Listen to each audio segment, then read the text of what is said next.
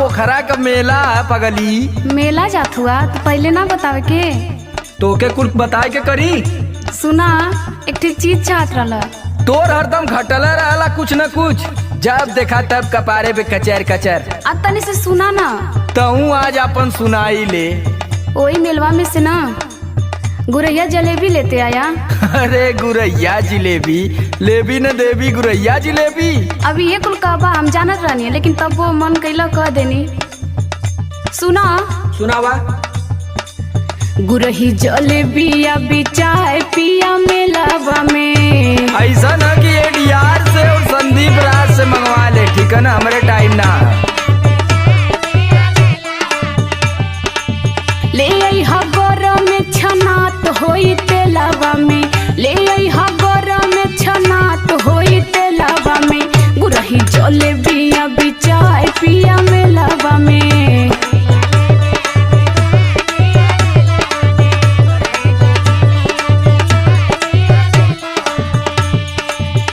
जब देखा तब तोरे लारे चुअला, पेट ही नहीं कारे।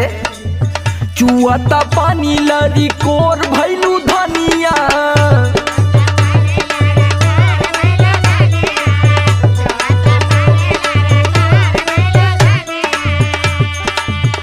और नन होवे के चाटत चटोर भैलू धनिया, चटोर भैलू धनिया। चुअता पानी लरी कोर भैलू धनिया।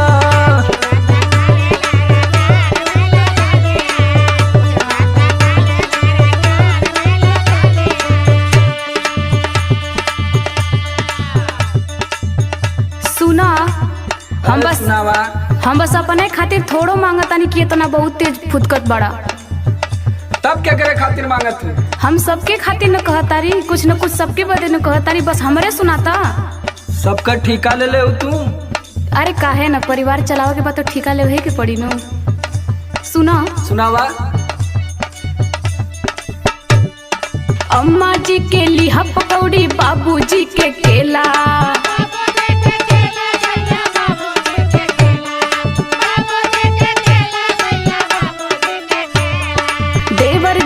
छेना बर्फी ननदो जी के पेड़ा। अरे तो सबका ठीका मैं ले लेगा। जाए के हैप्पी से और विक्की यादव से पूछा। जब बाबा चौले रही हा भीड़िया के रेलावा में। भीड़िया के रेलावा में गुरही जलेबिया भी चाय पिया मेलावा में।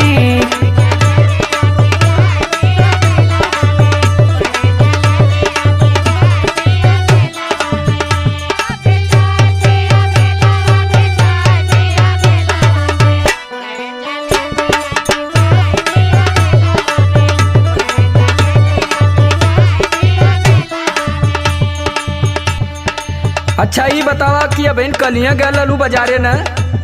हाँ वो तो गईले रही।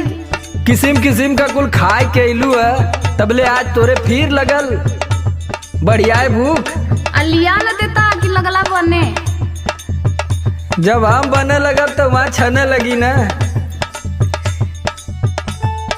हंसी हंस के गोलगप्पा खैलू काले साथ बाजारे।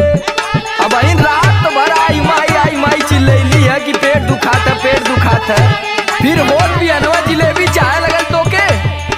बेना रात डोलावत बीतल हाँ गरमी के मारे।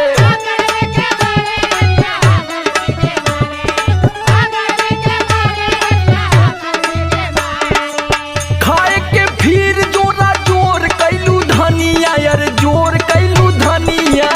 चुआता पानी लरी कोर भैलू धनिया। देखा थी कि तोर दिन पर दिन मन बढ़ल जाता जब से वो काशी स्टूडियो के राम यादव के मेहरारू के साथे तर रह थी। तो रो पेट में हरदम आगे फूकत है।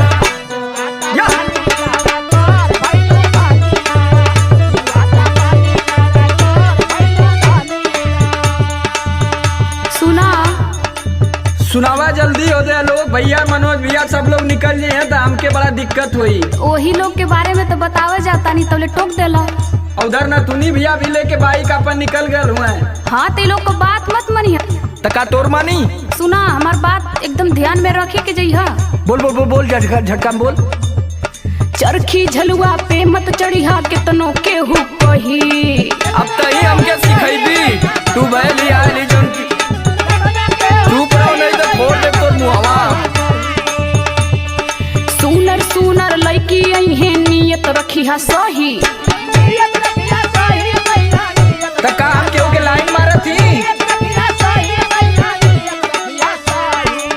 समर आलोक ना भुलाई जइहा खेलावा भुलाई जइहा खेलावा में गुरही जले बिया बिचाए पिया मेलावा में।